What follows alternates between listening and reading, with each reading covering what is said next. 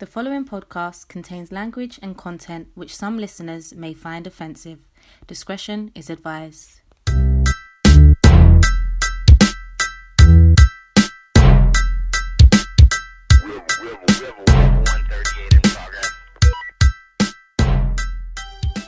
You are now locked in to Daddyless Daughters, the podcast. My name is Karina Mills. And my name is Alia Ali.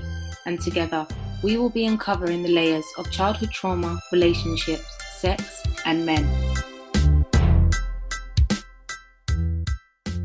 Hi guys, and welcome back to Daddyless Daughters. My name is Karina Mills. I go by the name of Alia Ali. And we are joined today by Miriam, who is going to tell us her story. So welcome, Miriam. Thank you for coming on. Thank you for allowing Daddyless Daughters to tell your story. Thank you for having me. You're more than welcome. There's a common question that we like to start with. What is the earliest memory of your father? I think when I was, I'd say 3, and I remember him and my mum arguing. I don't remember much about what they were arguing about. I witnessed them arguing a lot and a lot of domestics and everything happening, but that is the earliest. And what was your relationship like with him growing up? I wouldn't say he was never in my life, because he was in my life. I didn't kind of have that emotional relationship with him. He was there kind of physically sometimes. I'd see him maybe once or twice a week growing up. Him and my mum was together, then not together. And as I said, like, I witnessed a lot of arguing between them two. And he used to kind of put a lot of kind of wisdom into me, but he never really listened to me and listened to kind of what I had to say and what I was going through. And as I said, like, I wasn't really emotionally connected with him as such. And I felt like just because he thought he was present there, sometimes he felt like he was doing this really good job of being a father. And because he spoke to his kids, and because he kind of thought he knew how to raise his kids right, he thought he was doing this great job, when really I was going through a lot starting from the age of 3. Wow. So, yeah. Tell us more about what you was going through, what you was experiencing from that age. So I started being sexually abused by my half-brother from the age of 3. His dad brought him over from Grenada when he was 12. And as I said, like, I was 3. I'd say 3 because I moved out. It started in my old flat. And I remember moving out when I was 4, so I think it was 3. So he started abusing me then, and that happened all the way up until I was 14 years old. How did he used to abuse you, like, sexually? He raped me twice. One time I was 7, another time I was, say, 10. And other things like he would touch me, he'd make me touch him, all of that. Yeah. What age did you realise this ain't right? What this guy is doing, like, this is not right. I should tell someone. So I think I got to about I'd say 6 or 7 when I started to think this, not that it doesn't feel right, but this feels kind of uncomfortable, and I don't really like what you're doing to me. And I wasn't sure if what I was going through was normal. And I went to school. I think I was in year 2, and I went to school, and one friend, like, does your brother touch you? And she wasn't really understanding what I was saying, and I was trying not to let out too much, but I was trying to get the answer that I wanted, and I wasn't getting it, so it just got left there. And as I said, it happened up until I was 14, and I didn't disclose anything up until 2 years ago. Wow. So he was carrying all of that for most of your life, really? Yeah. So for those who don't know how old you are, how old are you? How long have you been carrying this for? So I just turned 19. Wow. In March. I disclosed it when I was 17. Wow. Yeah. Still so young. So did you attempt to tell any adults around you, like, growing up, didn't anybody see, like, was you emotionally withdrawing? Didn't anybody notice your behaviour? No, so growing up, everyone says like I was a really quiet kid. So me myself, I remember being quite like closed off from everyone, and I don't have one memory of me crying. I felt like if I was to be emotional, then I wouldn't know how I would continue to kind of carry on and be strong for myself. And I had to be strong for myself from the age of 3, literally, to continue. So I just thought, cut out all the emotions, don't show anyone that side, don't show anyone any sort of weakness, and then you will be fine. So within me doing that, I became very disconnected from myself, and I started to really lose like who I was for a long time. No one noticed. I didn't tell any adults. I didn't kind of want to put more onto my mum. So yeah, I kept it to myself. Did you ever consider self-harming? So I started self-harming. I felt like that pain would help my pain. And I realized it didn't. And then I kind of started doing it a lot more. And then it kind of got to a point where I was actually trying to commit suicide. So I think I didn't realize up until I'd say 2 years ago that the abuse that I went through has taken a big toll on like my body and my mental health. And I just thought, okay, I'm fine, like I get on with life, like nothing's wrong with me. But yeah, only about 2 years ago I realized that like it has affected me a lot. Yeah. So when you now got to like started secondary school, and you already been raped twice by them, how did you then start to form relationships with boys that were your peers? Did you hypersexualize yourself, or did you withdraw? So I went to all girls school. Okay. So I think that was kind of easier for me. But I say from year 7 to year 9, I kind of withdrew myself from all kind of boys, and I just didn't want to know them. And then from year 9, that's when I kind of started to come out of my shell a bit more. And there was a boys' school like close to me, and then that's when I started talking to boys. And then when I was 16, I had my first proper relationship or whatever it was, and then I got pregnant at the age of 16. I was just turning 17 actually, and we was both kind of lost of each other. We was both young, and I ended up getting an abortion, and no one kind of supported me through that. He kind of disappeared from me and then reappeared later on. My family kind of didn't really know what to say or to do. They thought I was this really lost child. They didn't know about my abuse at the time. So they just thought I was this reckless child. But really I was just out looking for love, and I think that's really what I wanted from him and from all of that. And there was a point when I was pregnant where I was even thinking, well, I even spoke to my boyfriend at the time, and we was even considering like, let's keep it and let's build this family. And I was really dreaming at the time, because I was thinking, oh my God, like I can build this family. I can, love what I never had. So yeah, that's what I went through when I was 17. So now tell us about your disclosure process. Like, who did you tell first? So what happened was I was going counselling in school from, I'd say, year 8. And obviously I was still going through, I was still being abused at that time. So I would go to counselling. I was using different reasons and scenarios and everything that was apparently happening in my life, just to go to counselling. And I was covering up what the real issue was. So I would go to a counselling session, and I would like exaggerate kind of something that happened at home, just to have something to talk about.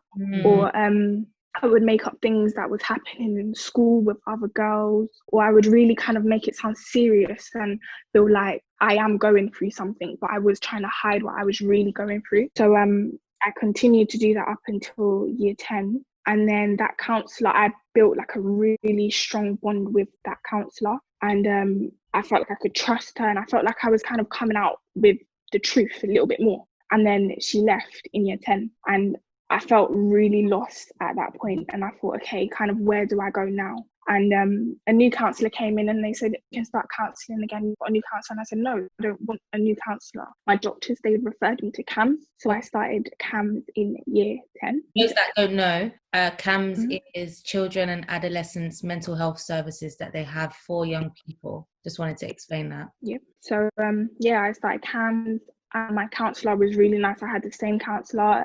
And again, I built up a really strong bond with her. And I was doing exactly what I was doing before. So coming with these different things that wasn't happening at all. Or I turned like a really small problem into something big, literally just have a conversation with her. But I knew deep down what I really wanted to say.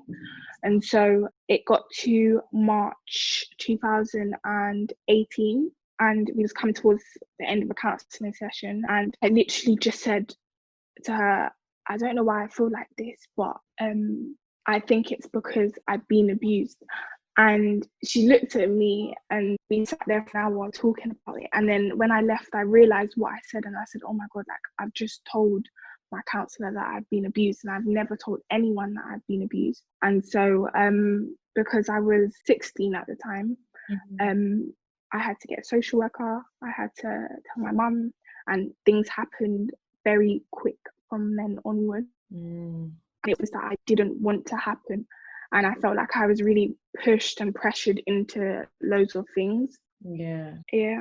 That was kind of going to be my next question. I was going to ask, did you feel like once you disclosed, you had much choice with how you and your disclosure was then handled from then onwards? No, I literally felt, so what happened was I disclosed and then she explained to me she was still underage. I was meeting like loads of new people and they wasn't kind of telling me what their job was or who they were. They were just saying, I've heard you've been abused and we're here to help you. And I'm kind of still trying to process what was happening. So I'm kind of going along thinking, okay, these people are here to help me, even though I'm not sure who they are. And then what happened was after I had my abortion, I had to go into hospital because I had an incomplete abortion. And that same day I had my operation, I had to come out and I saw a social worker with a police officer. And at the time, neither of them told me who they were. So I sat down with them and they said the same thing again. They said, we know you've been abused. Would you like to report it to the police? And I'm just involved. Like I said, I didn't want anyone else to be involved. I said, I didn't want anything to happen. I've disclosed it because I felt like I needed it to come out, but I wanted everything to just kind of stop there. So why am I now sitting in front of a police officer and social worker? So I was very, very confused at that point. And I felt like they were really pressuring me to report it. And I didn't have like a parent. I didn't have my mum with me. I didn't have anyone older with me at that time to support me. It was literally these two professionals sitting in front of me, kind of pressuring me to do something I didn't want to do. So did they even give you a chance to tell your mum and your family, or did they come and invade that space too? So yeah, they was really pressuring me. They were like, we're going to call your mum and we're going to do this and we're going to do that. And I said, no, like you don't need to kind of call my mum. And then she actually she did ask me for my permission to tell my mum that I was being abused. But I felt like everything was happening so quick and I felt like they didn't give me enough time to process it all at all. Like they were really pushing me like, okay, we're going to tell your mum next week and then this is going to happen. And I was thinking, why is it kind of down to you? Why are you choosing when all these things are happening? So it was a lot. Yeah, because it's your story. Like you must have been like, this is what's happened to me. Why are you taking it from me and making it worse and spinning it? So it's crazy. Did that process ever make you regret telling someone or telling a professional? Yeah, 100%. Like I wish kind of I didn't, do you know what? I didn't even mean to tell her. I felt like kind of something in me was really pushing me to tell her, even though I didn't want to. And I 100% regret it. As I said, I swore to myself to something which I would never tell anyone. I feel like it just went downhill from then, really. Yeah. And after you disclosed, it's like you built this relationship with Mm-hmm. her, and she was that emotional support system that you always needed. And then it got to a place where Mm-hmm. you felt comfortable enough to disclose. Yeah. Then things spiraled out of control and things happened so fast. Mm-hmm. Did you lose that emotional support system too? So you was going through now, you was being re-traumatized and going through all those things again and having to talk to all these professionals, but were they still trying to offer you that space to talk about your emotions and how you felt about it? Like I kind of like, I didn't want to anymore. I felt a kind of, even though it was her job, but I really felt like betrayal, and I didn't feel like from my family, which I needed. It was really hard to then find somewhere or someone to go to for that emotional support. I felt like if I was to go to her, she would kind of report back to the social workers. I felt I didn't have that space anymore. So that was really hard for me, and that's when things really started to build up on top of me, and I started to calm a lot more because I didn't know how to kind of control what I was going through. I didn't know how to cope with my emotions. I've never had to cope with my emotions before. I just cut it all out. So yeah, it was a lot. Where was your dad in all of this? So my dad found out a week after my mum found out. So this was in June 2018. And he caught a flight to Grenada a week after he found out. And he's living over there now. He just kind of left me to deal with it by myself. Wow. And he's still in Grenada now? Yeah. Has he not contacted you at all? He's still in Grenada now. So came over twice. So last year, my auntie passed away, so he came over for her funeral, and then my nan passed away in October. So I'm not too sure if he came over for that reason, but he came over, and I saw him both times. The first time I saw him, my half brother who was abusing me was there also, and my dad was with him. And so seeing that on top of me being at my auntie's funeral, I broke down crying, seeing that you can still kind of talk to the person who abused me, really. And so he was trying to talk to me, and I was kind of ignoring him. And he then went back, and he came back last October. And last October is when I found out that the investigation has been closed. He got NFA. And so I thought, okay, my dad's over here. I've just found out that I really need to sit down and talk to my dad about everything that has happened. And so I spoke to him, and he said to me, like, my son isn't a paedophile. He said it basically didn't happen. You was kids and you was playing. There's no such thing as incest. And once he said that to me, I kind of looked at him and I said to him, like, you're not my dad anymore. Like, I can't call you my dad anymore. I've just told you what has happened to me, and you've just told me that it didn't happen. And so I've left it as that with him. That is, I don't know. I can't lie. I'm lost for words. I do feel like I just want to say I'm sorry. Like, I'm so sorry that you've had to experience that. Like, I'm so sorry that you've had to go through such things, and then literally to have to see your dad walk with the person that abused you, for then your dad to turn around and say, he didn't abuse you, you were playing. Like, my son's not a pedophile. And it's like, but hold on, what about your daughter? Where do you come in all of this? So he just instantly turned around and called you a liar. That's it. You're my daughter, but you're a liar. So you're capable of being a liar, and a liar of that degree, but he's not capable of the stuff that I'm sorry. I really wish that we would have met you around that time when you was experiencing all this stuff. But as you know, with the conversations that we've had, we got you, Ma, from here on out. So, and you're still so young, and you're so ambitious as well. Like, discuss all your visions with you and where you want to go with your life experience and all the people you want to inspire. And just hearing your strength, conversations that we've had, it inspires me. It makes me want to be strong. It also pushes me to want to, you get what I'm saying, keep like what we do, so we can keep attracting girls like yourself. Yeah, man, it's serious stuff. And the podcast that we released last week was, I wouldn't say a very similar story to you, but she's also a young black girl. She also was abused by her stepbrother, her half brother. And she mentioned, I wrote down this word incest, and I just wonder, like, how common is it in the black community, in the black household? And And do you feel we need to talk about it more? What's your perspective on that? Yeah, definitely. So ever since I disclosed and everything, I've realized how much it happens in Black families and it does not get spoken about. Once I disclosed my abuse and like my family kind of found out, what happened was my dad kind of made up this story. I don't know what the story was, but a fake story of what happened, and it kind of went around my family. And then people started contacting my mum, and my mum was telling them what really happened.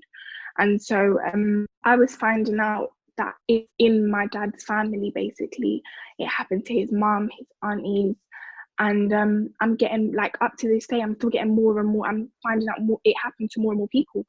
And so I've realized, like, it happens in the Black community and Black families, but it does not get spoken about, and it gets normalized in Black countries. And even him just saying to me, like, that's not incest and my son's not a paedophile. And he turned to me and he said, cousins sleep with cousins in Grenada. And I looked at him and I said, that's not normal. Loads of people are suffering from it silently. It just doesn't get spoken about in probably many other countries as well. So I definitely think it needs to get spoken about a lot more. I agree with you. Even like the other day I was speaking to my mum, I'm trying to find out a lot more about my own dad and his journey and his family, because there was a lot of like sexual abuse in our family too. So I wanted to know how far did it like root back. And she was telling me that like my dad disclosed to her that when he was living in Africa, you know, they have house girls and house boys, people that come to the house to clean and look after the house and that, or they live in the house. But he was troubled by the maids and his sister, and it was just I really feel like we need to start pressing on this issue a lot more now. And I even know who we're going to record with next week. Her story is very similar as well, and she's a young Black girl. Yeah. So I feel like you definitely have a point. In terms of like, even when you're saying like paedophile and your stepbrother, so he started abusing you at age 12, yeah? When he stopped abusing you, how old was he? So he was 23, 4. Wow, okay.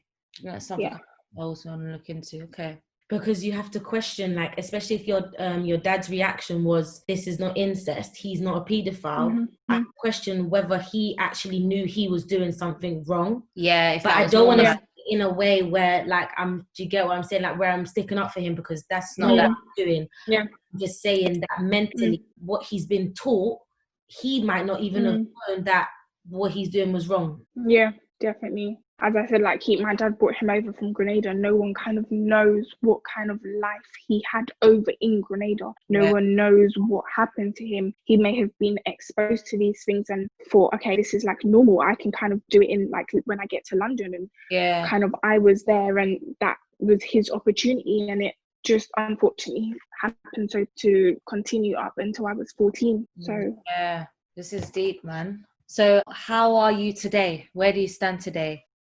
Today, I think I'm really trying to heal and connect back with myself and kind of find who I am.